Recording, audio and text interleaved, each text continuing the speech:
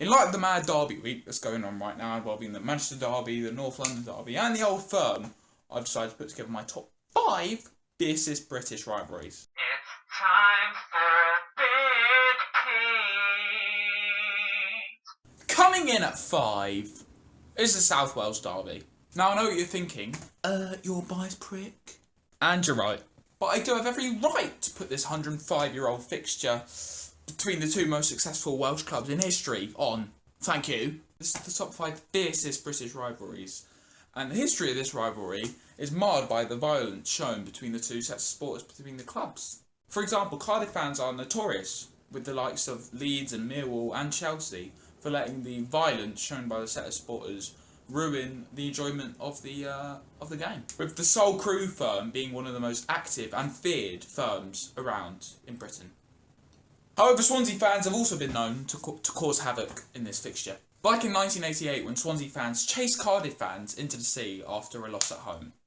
And more famously in the Battle of Ninian Park, when Swansea fans ripped out seats and chucked them at the home fans, which caused a ban on away fans going to any of these games after that, which was the first rivalry in Britain, or any fixture in Britain, which imposed such a ban on away fans. So as you can see, there's been a bit of a fierce fixture over the years. Yeah.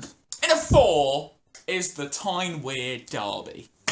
This derby dates back 134 years, and interestingly, the record is level at 53 wins apiece, despite Sunderland's domination in recent years. The first signs of animosity began to emerge when a crowd of over 120,000 gathered to a stadium with only a capacity of 30,000. This led to the abandonment of the game, followed by extraordinary riots with people sitting on the stand's roofs and launching missiles at each other.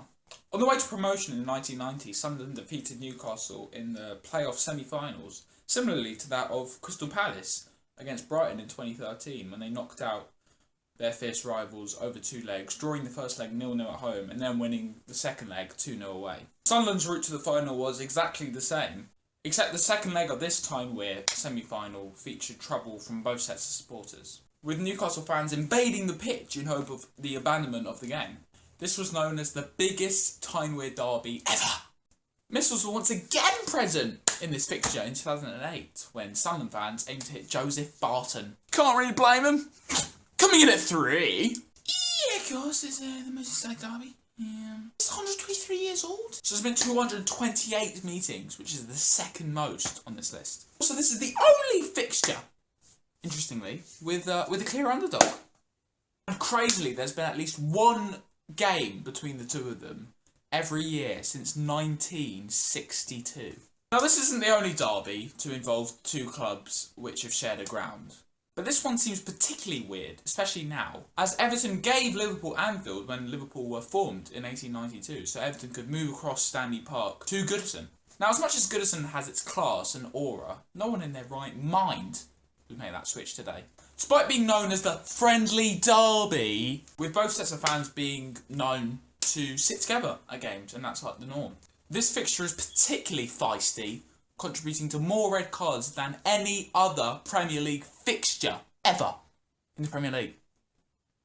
Ever. This may shock some, but Everton were once seen as the bigger force. It was only once Bill Shankly came in and transformed Liverpool from a second league team to one of the top teams in the country, and then Bob Paisley came in and guided them to European elite, that Liverpool took over. Up until then, it was a bit back and forth here and there, you see what I mean? Both sets of fans have been known to stick up for each other in times of crisis, with Everton supporting Liverpool after the Hillsborough disaster. However, Evertonians have never forgiven Liverpool for the Heysel disaster, as that prompted a European ban for English clubs. And Everton feel they could have achieved something, as they were a bit of a powerhouse back then. However, in recent times, Everton have found themselves miles behind Liverpool, with only 9 wins out of 50 Premier League games. Poor stuff, poor stuff. And the runner-up is United Liverpool!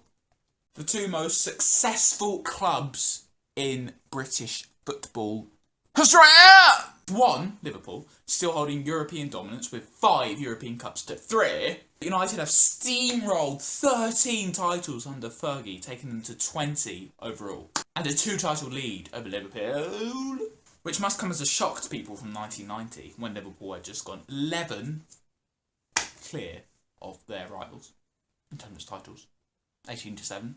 They've met 198 times, with United holding the advantage of 79 wins. It's fair to say the trophy cabinets of the two of them are pretty juicy.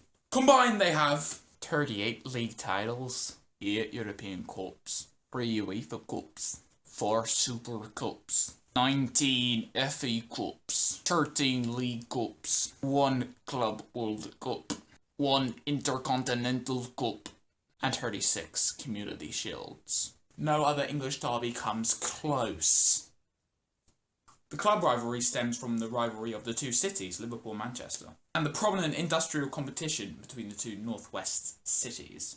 But while United have more trophies than Liverpool, a lot of them are jokes and don't count. And the champions of my list is the Old Firm. This rivalry is 129 years old. They have met a staggering 407 times. Rangers have the lion's share of wins at 159. And Rangers also have the lead in terms of league titles with 54 to Celtic's 48. 48. Pathetic.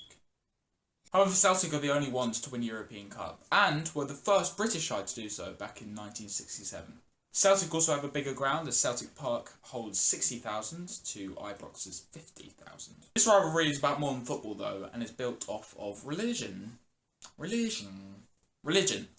and involves far more hate than any rivalry I've mentioned. In fact, any rivalry in the world. Rangers are Protestant and have strong allegiances with Great Britain and the royal family, whereas Celtic don't and are Catholic, and are strongly associated with Ireland, who aren't part of Great Britain. The record attendance at an Old Firm game came at Hampden Park, which now has a capacity of a measly 52,000. However, 133,000 crammed in for the 1969 Scottish Cup final, which Celtic won 4-0. Much like most rivalries, the extreme ferocity has died down in recent years, alongside traditions like Rangers voting Tory and Celtic voting Labour. These things are a thing of the past.